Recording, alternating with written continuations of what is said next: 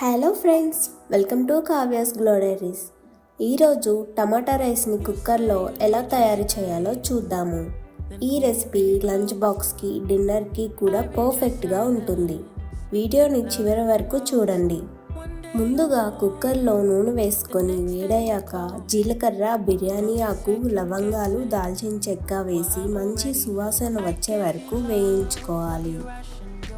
ఇప్పుడు తరిగిన ఉల్లిపాయ ముక్కలను కూడా వేసుకొని లైట్గా గోల్డెన్ కలర్ వచ్చే వరకు బాగా ఫ్రై చేసుకోవాలి.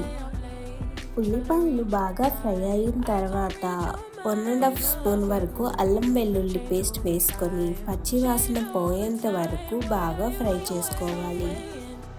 ఇప్పుడు తరిగిన టమాటాలను కూడా వేసి పూర్తిగా మెత్తగా అయ్యే వరకు ఉడికించుకోండి. టమాటా బాగా ఉడికితేనే రైస్కి మంచి టేస్ట్ అనేది వస్తుంది.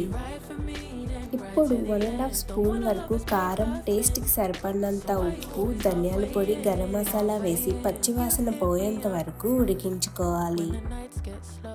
ఇప్పుడు రైస్ని తీసుకొని ఇందులో వేసుకోవాలి. నేనైతే 2 కప్పులు రైస్ తీసుకున్నా. 2 కప్పుల రైస్కి 4 కప్పులు నీళ్లు వేసుకోవాలి.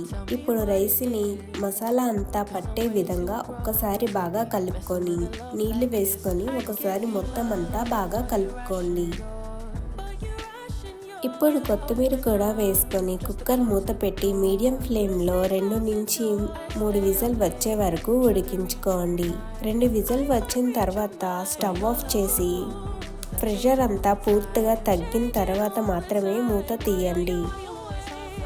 ఇప్పుడు నెమ్మదిగా కలిపి వేడివేడిగా సర్వ్ చేసుకోండి. ఎంతో కలర్ఫుల్గా, టేస్టీగా టమాటా రైస్ రెడీ అయిపోయింది. మీరు కూడా ట్రై చేసి ఎలా వచ్చిందో కామెంట్లో చెప్పండి. వీడియో నచ్చితే లైక్ చేయండి, షేర్ చేయండి. ఇంకా ఇలాంటి హోమ్ రెసిపీస్ కోసం సబ్స్క్రైబ్ చేసుకోవడం మర్చిపోవద్దు. Thank you for watching.